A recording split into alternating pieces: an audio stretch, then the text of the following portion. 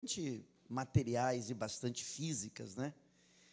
E a nossa palavra de hoje, ela fecha a série de mensagens O Bicho Vai Pegar, né? Para quem não veio acompanhando, O Bicho Vai Pegar é uma série de mensagens que fala dos eventos extremos que estão acontecendo e que vão acontecer com mais frequência e mais intensidade, certo? Isso porque Jesus disse que assim seria. Jesus disse que o mundo passaria por conturbações da natureza, conturbações sociais e tudo mais. E por causa disso, a gente tem falado de disposição. Falamos sobre disposição moral, disposição espiritual, falamos sobre disposição econômico-financeira, né? Hoje eu quero falar sobre a disposição física. Disposição física. Veja, o que é disposição? Disposição é condição, preparo. A gente fala assim, né? Eu não tenho condição para correr 10 quilômetros. Eu não tenho disposição para correr 10 quilômetros. Mas também disposição é energia, né? A gente fala, fulano de tal não tem disposição para o trabalho. Não tem energia para o trabalho. Mas disposição é também organização.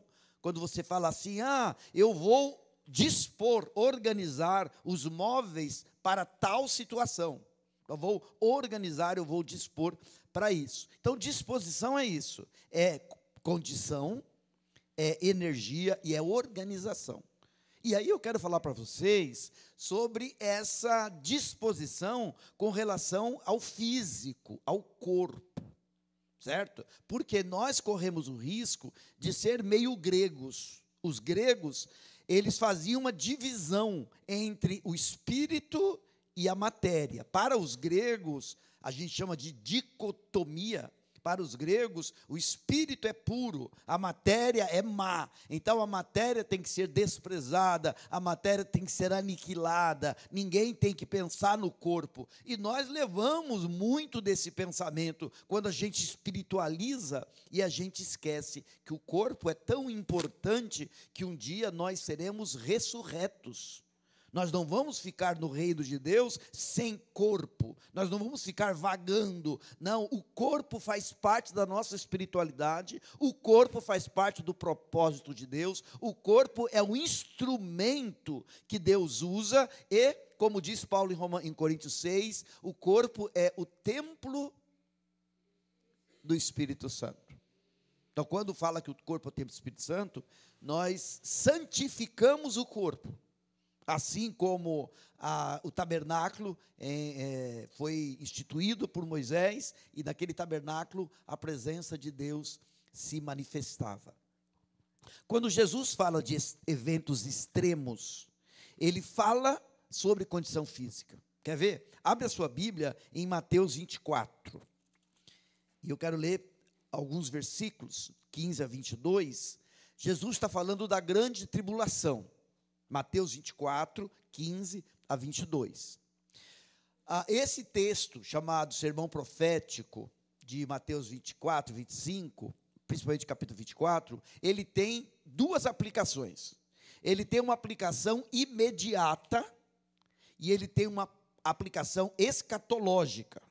A aplicação imediata é aquilo que aconteceria após a morte de Cristo, quando, no ano 70 da era cristã, o general Tito, no dia 8 de setembro do ano 70, ele incendiou o templo, ele deportou os moradores de Jerusalém como escravos. Então, o dia 8 de setembro do ano 70, não é de 1970, ano 70. Jesus tinha morrido no ano 30 e pouco, então menos de 40 anos depois da morte de Cristo, o general Tito invadiu Jerusalém, queimou o templo. Aí lembra que Jesus falou no começo do sermão profético, não ficará pedra sobre pedra que não seja derribada. Queimou o templo e deportou os moradores de Jerusalém, e desde então o povo foi espalhado pela terra, voltando a habitar aquela terra somente em 1948, após a Segunda Guerra Mundial. Que o povo de Israel volta para aquela terra. Então, Jesus falando dessa aplicação imediata que aconteceria, mas também falando de uma aplicação escatológica. Escatom é o fim dos tempos, as últimas coisas, na verdade. As últimas coisas. Então ele fala que nos últimos tempos as coisas, elas também acontecerão de maneira semelhante. E aí ele fala assim, versículo 15: quando, pois, virdes o abominável da desolação, de que falou o profeta Daniel, no lugar santo, quem lê, entenda. E aí a gente precisaria, historicamente, contar o que fizeram no templo em Jerusalém. O tipo de corrupção que levaram lá para dentro, a ponto de oferecer ali porcos, que é o animal para os judeus mais abominável, né? Deus não aceitava porcos, somente ovelhas e bezerros e aves, né? Pombas. Então, os porcos sempre foram considerados abomináveis, e eles fazem sacrifícios de porcos ali. Então, ele está se referindo a essa profecia de Daniel, versículo 16. Então, os que estiverem na Judéia, façam o quê? Fujam para os montes. Para fugir, precisa ter o quê? Condição física. Física. Fujam para os montes. Quem estiver sobre o eirado, o telhado da casa, a área superior, não desça a tirar de casa alguma coisa. Quem estiver no campo, não volte atrás para tirar a sua capa. Ai das que estiverem grávidas. Veja, condição física. A mulher grávida, ela tem muito mais dificuldade de correr, de subir, de fugir. Ai das que estiverem grávidas e das que amamentarem naqueles dias. Orai para que a vossa fuga não se dê no inverno. Quem foi para o sul, né? Paulo, Moisés, Zaqueu, a gente sabe que no inverno era mais difícil fazer as coisas, né? Mais difícil fazer as coisas. Ele fala, orai para que não se dê no inverno. É uma condição física. Aqui não está falando uma condição espiritual, é uma condição física. E versículo 22, não tivessem aqueles dias sido abreviados, ninguém seria salvo. Mas por causa dos escolhidos, tais dias serão abreviados. Então Jesus, quando ele faz esse sermão profético, ele sinaliza a necessidade de você estar fisicamente em condição. E quando nós falamos em eventos extremos, e aí é a minha ênfase com vocês, se Jesus disse que o bicho vai pegar, se Jesus disse que a jurupoca vai piar, se Jesus disse que as coisas vão ficar complicadas, nós precisamos lidar com a vida por essa ótica. E lidar com a vida significa lidar com o corpo também, né? Com o corpo também. Então, o que é disposição física? É um corpo bem disposto.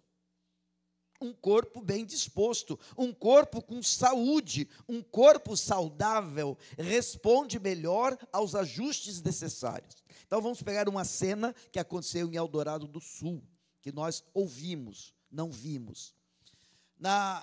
No meio daquela chuvarada toda, a água foi subindo. Eu lembro de uma irmã que ela falou, eu fui a 4 casas diferentes. Eu saí da minha casa porque a água chegou, fui para a casa da minha mãe, a água chegou, fui para outra casa de um parente, a água chegou, fomos então para o depósito de uma empresa do meu tio, porque a água foi subindo. A igreja lá, a água deu 4 metros, 4,5 metros, é o telhado, mais do que esse forro nosso aqui. Se a nossa igreja estivesse lá e no nível do chão, a água teria chegado lá em cima. Agora pense você, as pessoas não tinham para onde ir, foram procurar os lugares mais altos. E aí, qual foi os lugares altos que foram sobrando? Um dos lugares altos era a ponte. E aí juntou-se mais de 2.000 pessoas na ponte, sem água, sem comida, sem banheiro e com a chuva caindo. Agora pense você o seguinte, 2 pessoas estavam lá nesse meio, hipoteticamente falando. Uma pessoa estava com a sua condição física no limite. cansado, maltratado, mal cuidado. E uma outra pessoa estava lá nesse mesmo lugar, mas numa condição física saudável. Você já pode imaginar o impacto sobre um e sobre o outro. Então, se nós sabemos que dias difíceis podem vir, nós precisamos cuidar do nosso corpo com um olhar espiritual. Não é um olhar egocêntrico, para ficar bonitinho, com um olhar espiritual. Tá, eu preciso estar com a minha máquina preparada para poder ser usado e para poder ajudar e até para poder sobreviver. É preciso condicionamento físico, é preciso vigor, energia, é preciso força, né? Levantar o Tiago não é fácil, né, Paulo?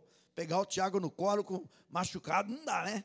Força, é preciso flexibilidade, é preciso capacidade aeróbica, capacidade de respiração, capacidade aeróbica. Você precisa dessas condições para que, quando tiver que enfrentar situações, você possa enfrentá-las de maneira adequada. É preciso não viver com o corpo no limite. Muitos de nós vivemos, nós, não digo nós da igreja, nós, geração atual, vivemos com o nosso corpo no limite. Não, se der problema eu tomo remédio. Não, se der problema eu vou no médico. Não, se der problema. Sabe, a gente vai sempre permitindo que o nosso corpo chegue no limite, quando tem horas que a gente precisaria recuar e não ficar no limite do despenhadeiro. Porque um vento te joga lá embaixo. Se você está aqui, o vento te joga aqui. Mas se você está aqui, o vento te joga lá embaixo. Para isso, sabe o que você precisa? Você precisa ler o seu corpo. E conhecer os limites do seu corpo. Ler o seu corpo. Onde é que o seu corpo aceita bem, o que não aceita, quais são os descansos que você precisa, quais são os alimentos que você precisa, quais são os exercícios que você precisa, porque cada um tem um corpo diferente. Cada um tem um corpo com necessidades diferentes, com clamores diferentes. Então, você precisa ler o seu corpo, conhecer o seu corpo. Deus te deu o seu corpo. E se você tem falta de sabedoria para ler o seu corpo, peça a Deus que te dê sabedoria. Ele te dá sabedoria, para que você perceba qual o limite que você não pode chegar, porque se você estiver no limite... Aí eu faço um paralelo com a mensagem do domingo passado, sobre a condição socioeconômica, econômico-financeira. Muitos negócios quebraram em Eldorado, muitos negócios. Fala-se que no estado do Rio Grande do Sul, mais de 6 mil negócios faliram por causa da chuva, no estado do Rio Grande do Sul. Agora pensa assim, tinha uma pessoa que vendia o almoço para comprar a janta, trabalhava hoje para pagar a conta de amanhã. E tinha uma pessoa que ela era previdente. A pessoa que vendia o almoço para comprar a janta, faliu. 2 meses sem ter o que vender, sem ter clientela, faliu. As pessoas que tinham alguma previsão, elas passaram aquele momento, choraram, perderam, mas conseguiram. Então, faz agora esse paralelo da questão física, da questão econômica, com a questão física. Se você tem reservas físicas, você vai enfrentar momentos. Mas se você não tem reservas físicas, quando uma situação acontece, fica muito mais difícil.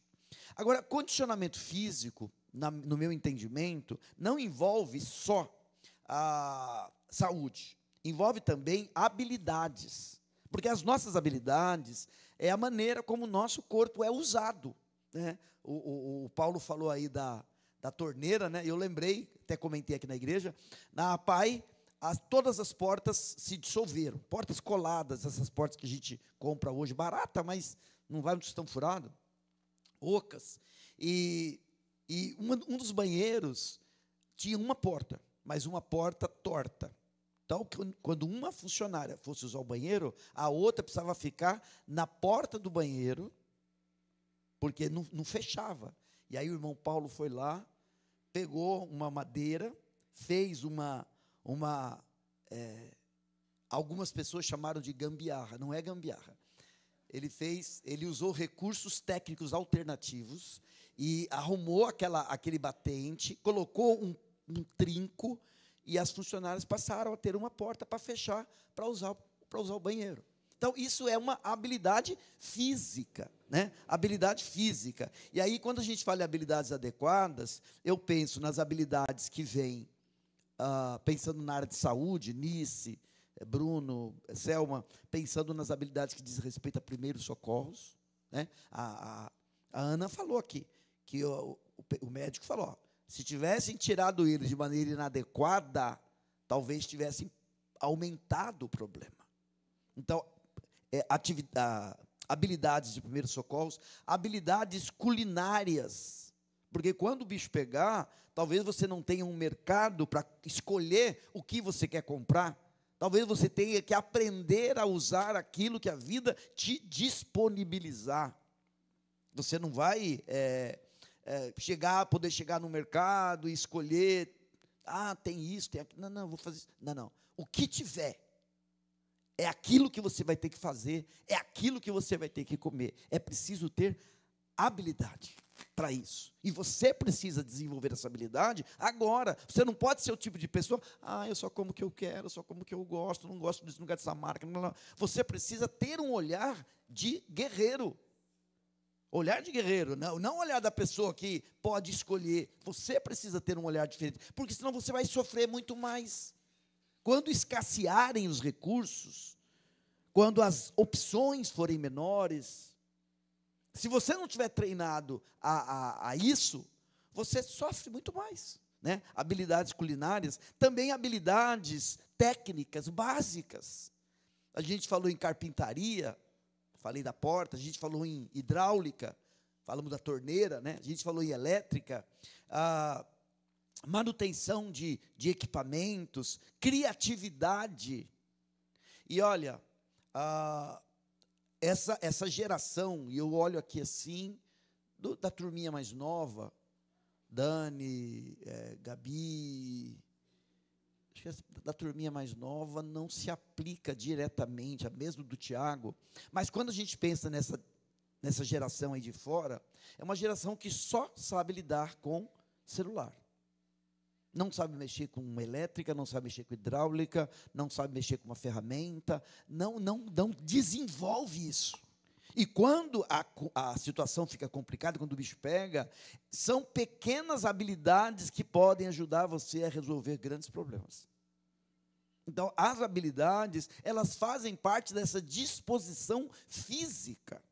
Inclusive, conversando do dia com o irmão Alberto, falei, puxa, a gente podia fazer aqui na igreja alguns pequenos cursos, não só para a nossa igreja, para qualquer pessoa que queira, cursos básicos de questões culinárias, cursos básicos de questões elétricas, de questão de hidráulica, de questão de primeiros socorros, treinamentos básicos, de modo que as pessoas, elas possam, na hora da crise, ser parte da solução e não parte do problema. Pense numa cidade arruinada, e todo mundo, eu quero que alguém venha na minha casa arrumar isso. Eu quero que alguém venha na minha casa arrumar isso. Não dá conta. Então, se a pessoa tem uma habilidade mínima, isso vai ajudar muito. Quais são alguns sinais da indisposição física? Porque eu estou falando de disposição física. Quais alguns sinais da indisposição? Um é o cansaço constante. E eu falei do limite. Deus preparou para que cada 7 dias você tivesse um dia de descanso. Descanso.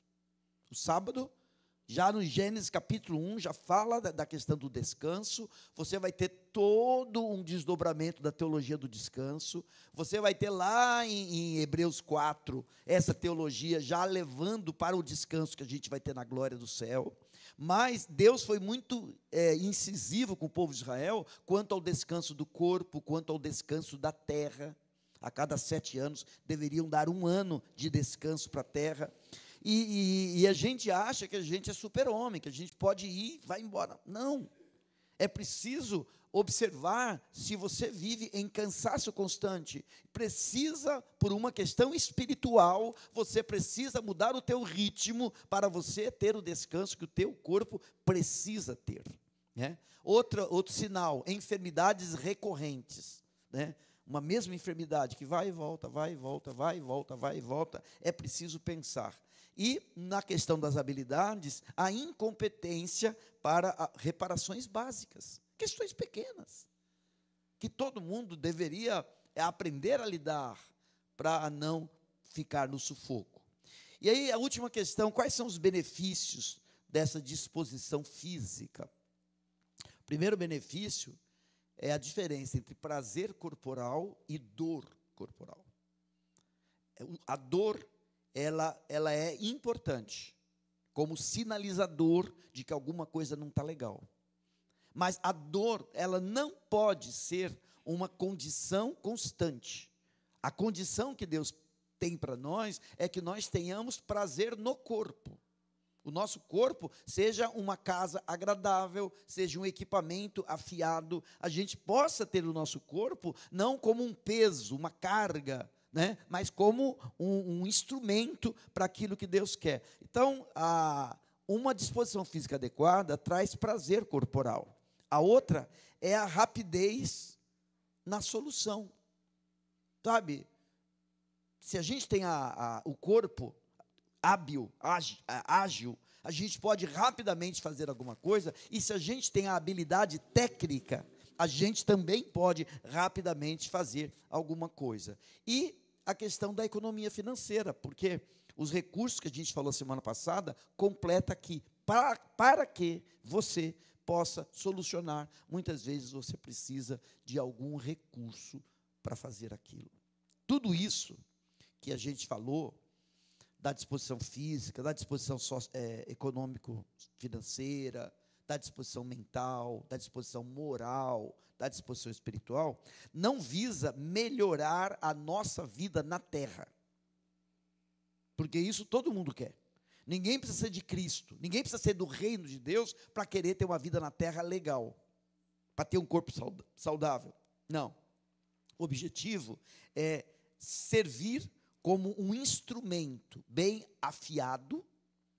Então, cortar com uma carne com uma faca afiada é diferente de cortar com uma faca cega, né?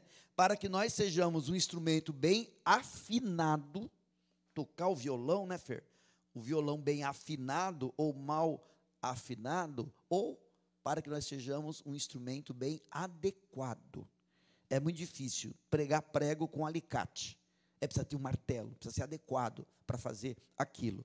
Então, toda essa percepção que a gente trouxe nessas mensagens que eu termino agora, não visa melhorar a tua vida na terra. Porque isso todo mundo quer. Ainda que isso possa trazer bons resultados. Mas tudo isso visa tornar você um instrumento que possa servir, um instrumento bem afiado, bem afinado e bem adequado. Como disse o apóstolo Paulo, nós somos templo do Espírito. O nosso corpo, ele é o lugar onde o Espírito mora. E quando nós agimos no poder do Espírito, nós estamos realizando o reino de Deus na face da terra. Amém? É isso que, nesses dias que eu falei sobre o bicho vai pegar, eu queria que ficasse guardado no coração de cada irmão. E quanto ao mais, Deus há de dar sabedoria. Tá bom?